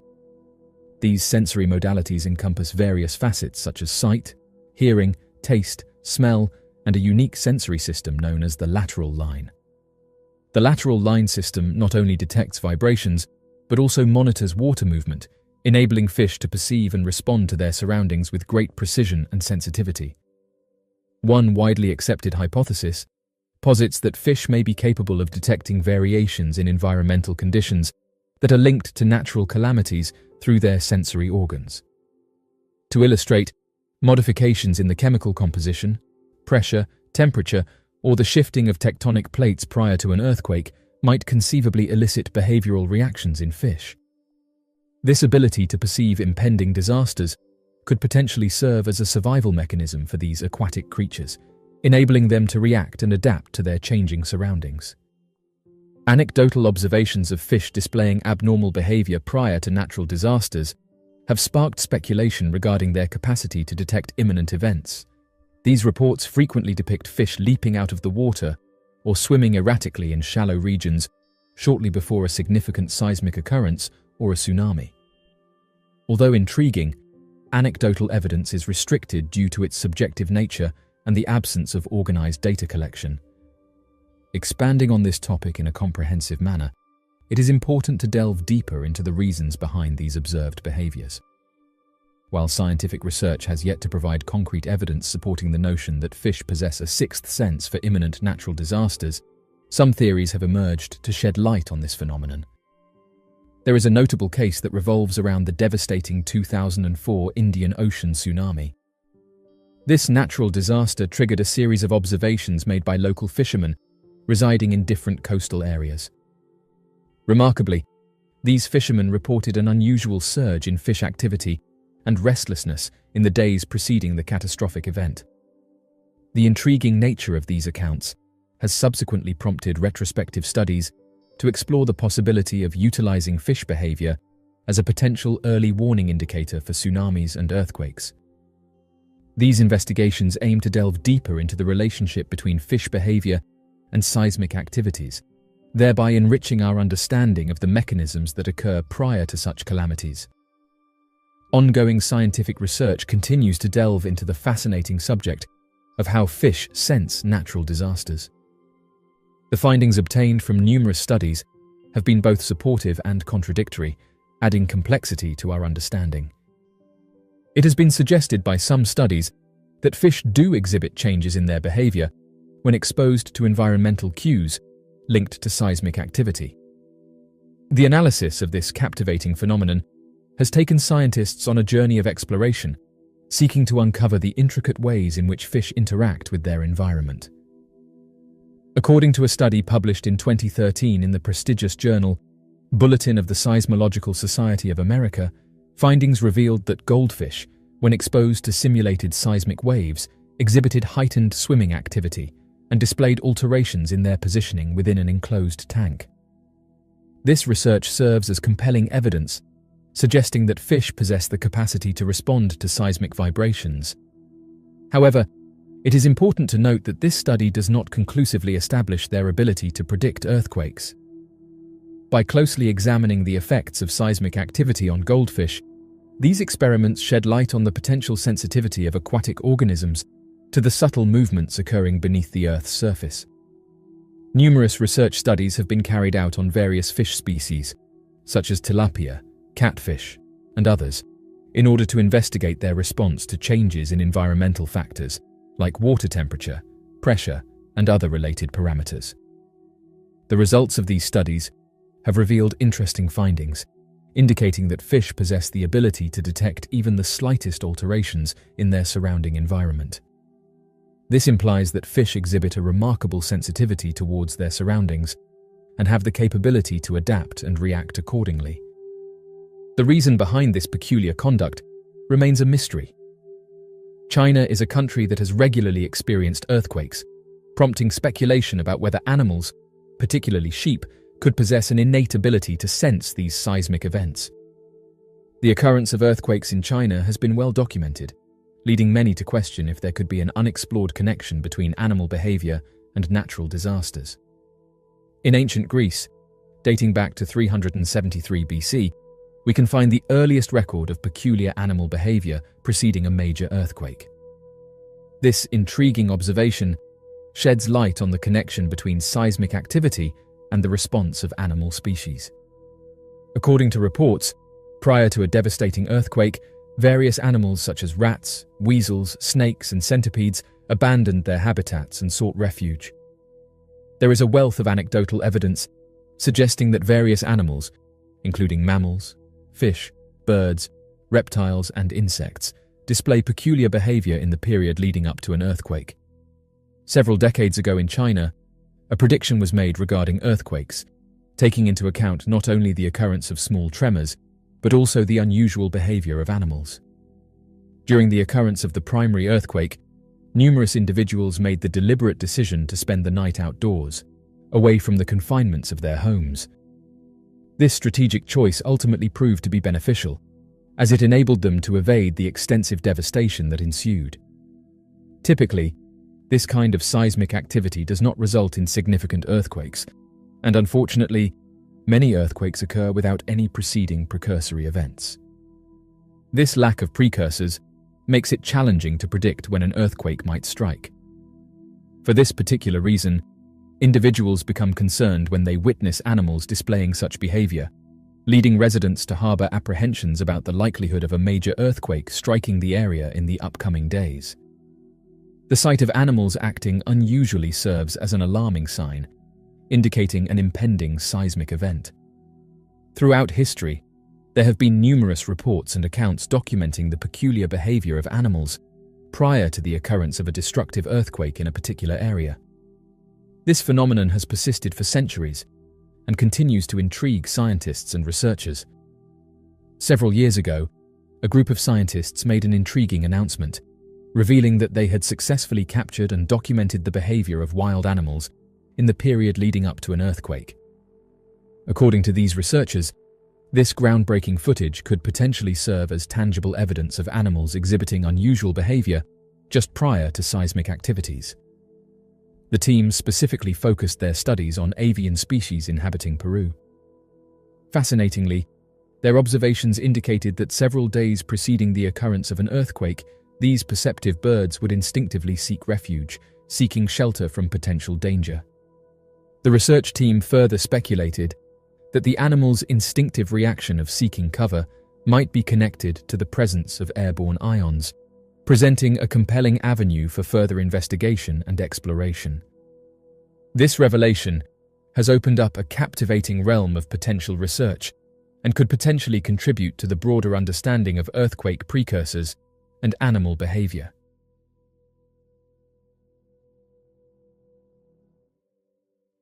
During the Antarctic expedition, 1911 to 1912, the Germans established a structure known as the Station House, along with 2 storage facilities on a specific portion of the Antarctic coast, which is now recognized as the Filchner Ice Shelf. Remarkably, even after the passage of more than a century, recent satellite imagery has revealed potential remnants that might be attributed to either the station house itself or one of the storage depots. This discovery paves the way for a deeper exploration and analysis of the historical significance and enduring impact of the Germans' expedition to Antarctica in the early 20th century. The Luitpold Coast, also known as Prinz-Regent Luitpold Land in German, refers to the stretch of coastline in Coats Land that extends from the vicinity of Hayes Glacier to the eastern limit of the Filchner Ice Shelf. This region was first discovered by Wilhelm Filchner, who led the Second German Antarctic Expedition from 1911 to 1912. It was named in honor of Luitpold, the Prince Regent of Bavaria. This particular area of the Antarctic shoreline, which had not been explored by previous expeditions, was officially designated as Prince Regent Luitpold Land and is now referred to as the Luitpold Coast. During the expedition, a suitable location for anchorage was discovered at Varsel Bay, situated at the easternmost point of the present-day Filchner Ice Shelf. According to information found on the Antarctic Circle mission's website, in the initial stages of the expedition, various materials along with dogs and ponies were unloaded, and work commenced on the construction of a winter quarters or station house. The construction involved erecting a sizable building measuring approximately 17 by 9 meters on the frozen ice shelf. Unfortunately, the following day, a devastating turn of events occurred when the ice beneath the building began to fracture, causing it to detach from the ice shelf. During their expedition, as the headquarters gradually moved towards the north, Filchner and his team found themselves engrossed in the arduous task of disassembling all the equipment and belongings, ensuring their safe return to the Deutschland. The party had the extraordinary experience of encountering an immense spring tide, reaching a remarkable height of 3 meters. This phenomenon was accompanied by a sudden decrease in atmospheric pressure, impacting a vast area spanning nearly 600 square kilometers. When the camp had unintentionally drifted out to sea, all belongings and equipment had been successfully relocated, with the exception of a small portion of the structure. This incident highlighted the sheer magnitude of the tidal event and its consequential effects, providing a unique and awe-inspiring spectacle for the witnesses. After numerous attempts, they finally managed to make a successful landing on the vast expanse of continental ice. The landing site, situated approximately 100 meters above ground level, proved to be ideal for their purposes. To support their expedition, they established 2 substantial storage depots along the icy coastline. These depots were meticulously covered with a thick layer of ice, ensuring their preservation in the harsh environment. Filchner had initially planned to go back to South Georgia after his expedition, where he intended to stay for the winter and resume his mission the following summer. However, an unexpected event occurred when the sea froze over at an astonishingly rapid pace, resulting in the imprisonment of the Deutschland within the icy confines. The old building was allegedly found recently and has only become visible in the last few years. Strange missions in Antarctica have interested people for years. During November 2016, an event occurred that caused a significant stir among individuals on a global scale. It involved none other than John Kerry, a highly respected and prominent figure in the government. What made this event particularly intriguing was the fact that Kerry embarked on a journey to the remote and isolated region of Antarctica. This decision not only captured people's attention, but also sparked curiosity and raised numerous eyebrows. The purpose behind Kerry's trip was to personally witness and comprehend the profound impact of our changing world. Proclaimed as the most distinguished government official thus far to explore this icy terrain, Kerry aimed to gain a first-hand experience of the drastic effects that were taking place within the environment. Despite his tweet clarifying his intention to merely observe these effects up close, some individuals found it perplexing that someone of such high stature would go to such great lengths. However, Kerry's expedition was not without purpose or significance. This expedition can be seen as part of a comprehensive tour conducted by Kerry to strategically visit areas where undeniable evidence of a changing world could be observed and documented. There are, however, individuals who hold the belief that Kerry's visit to Antarctica encompasses other undisclosed agendas. It has been asserted by certain sources that there has been a noticeable rise in the level of engagement from various global powers in Antarctica during the past year and a half, with a particular focus on Russia. This heightened activity has prompted speculation and raised eyebrows among those closely monitoring the developments in the region. The motives behind such increased involvement, and whether they go beyond traditional scientific exploration, remain topics of intrigue and scrutiny. In February 2016, head of the Russian Orthodox Church, Patriarch Kirill, made a trip to the area, which appeared to be an unusual thing for him to do, and certainly caught the attention of people around the globe. There have even been rumors that President Obama made a secret visit during a trip to South America. The following 2 videos delve into various theories and claims, suggesting the existence of a mysterious and covert activity occurring in this particular region. While it is important to approach these theories with some skepticism, they undoubtedly offer intriguing perspectives. In October 2016, a significant international agreement was established among 24 countries, along with the countries comprising the European Union. This groundbreaking accord aimed to protect an extensive area of the Ross Sea, spanning 1.5 million square kilometers. The primary objective of this agreement was to ensure the preservation of the region's diverse wildlife and safeguard the delicate ecosystem from potential damage and exploitation. Under the terms of this agreement, not only was commercial fishing strictly prohibited within the designated area, but also exclusive access was granted to authorized vessels and individuals alone. While this endeavor undeniably holds noble intentions, with its core focus on environmental preservation, it does come at a cost. Some individuals perceive the agreement as a limitation, effectively making a substantial portion of the waters surrounding Antarctica inaccessible to the general public for a considerable duration of 35 years. It is crucial to recognize the significance of this international agreement, as it signifies a collective commitment to preserving the fragile ecosystem and protecting the vast array of marine life that inhabits the Ross Sea. The establishment of such a comprehensive protective measure demonstrates the recognition of the invaluable resources and biodiversity that exist within this area. Approximately 10 days prior to the official announcement of this agreement, on October 18th, online forums made public more than 20 images, with at least one capturing the attention of many due to its depiction of an unidentified flying object in the area. The authenticity of these images and the overall legitimacy of the leaked emails themselves have been a subject of heated debate and remain uncertain. Interestingly, a number of observant theorists quickly noticed the absence of particular numbers within the set of photographs. It appears as though these numbers were intentionally removed by someone of higher authority than Podesta, prior to the documents coming into his possession. The release of these photographs has raised countless questions and speculation among experts and enthusiasts alike. The absence of certain numbers within the images has been a focal point for analysis, leading some to ponder the motives behind their removal and the potential implications they may hold. The researchers suggest that the Ross Sea and its surrounding waters in Antarctica harbour numerous underground facilities, potentially serving as the backdrop for mysterious clashes between humans and an unidentified civilization. Is it merely a coincidence that access to these very waters is now restricted to a privileged few? Interestingly, during his previously mentioned expedition, Kerry had the opportunity to explore the enigmatic Ross Sea. This begs the question, what lies beneath the surface of this intriguing region?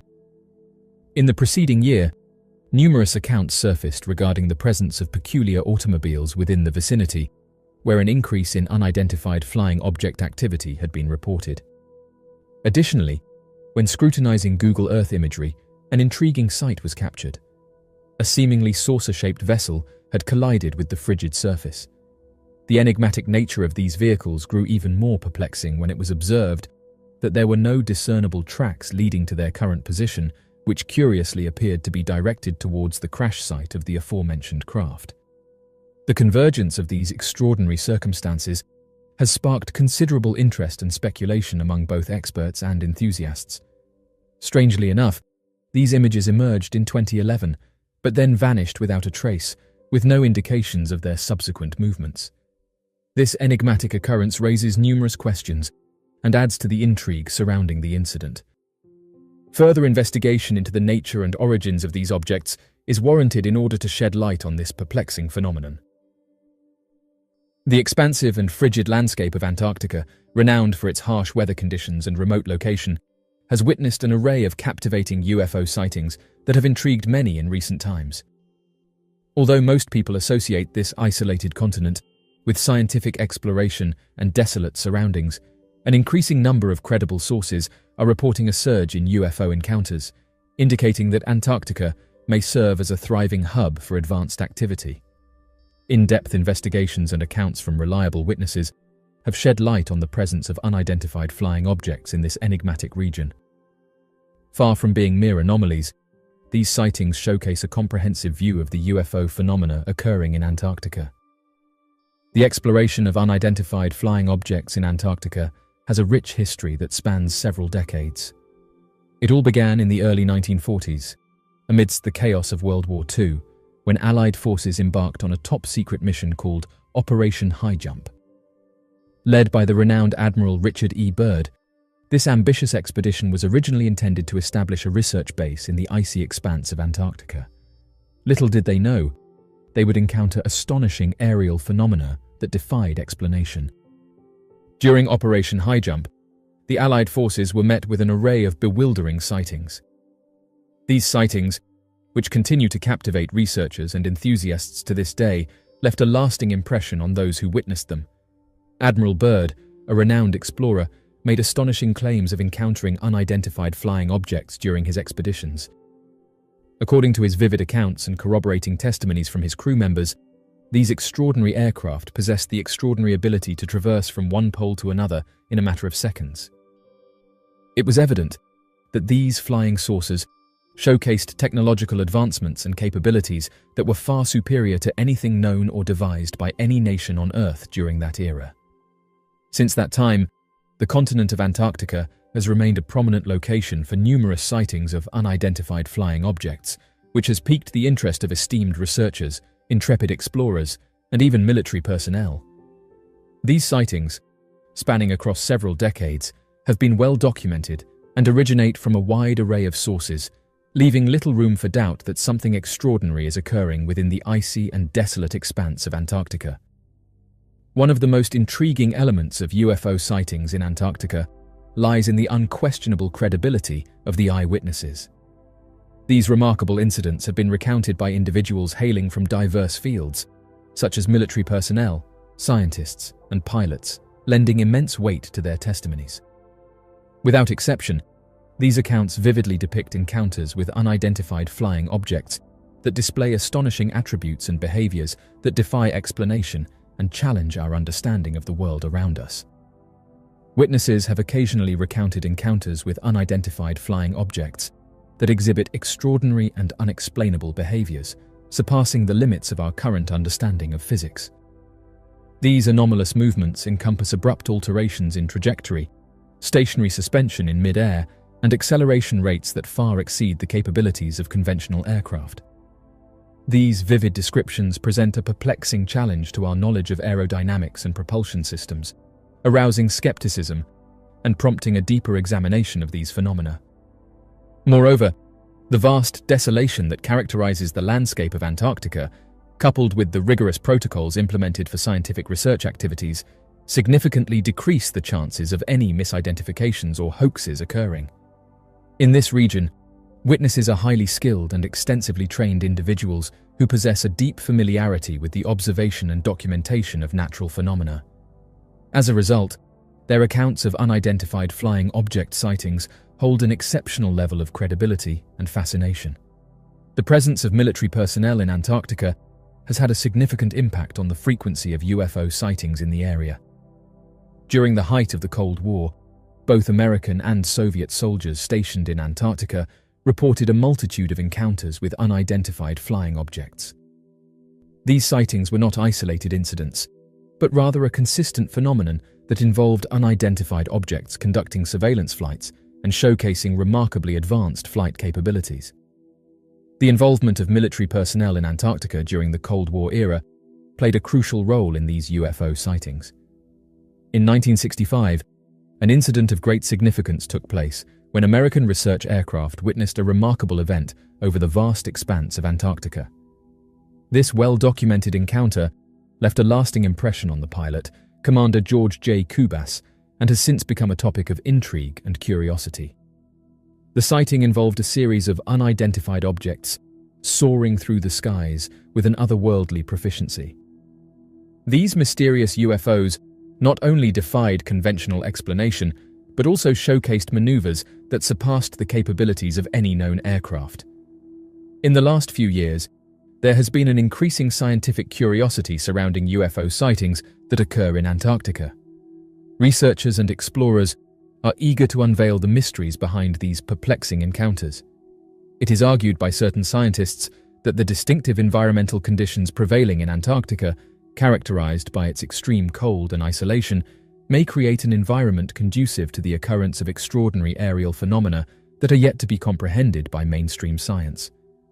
The interest in studying sightings in Antarctica has grown exponentially as scientists and explorers want to delve deeper into understanding the truth behind these enigmatic occurrences.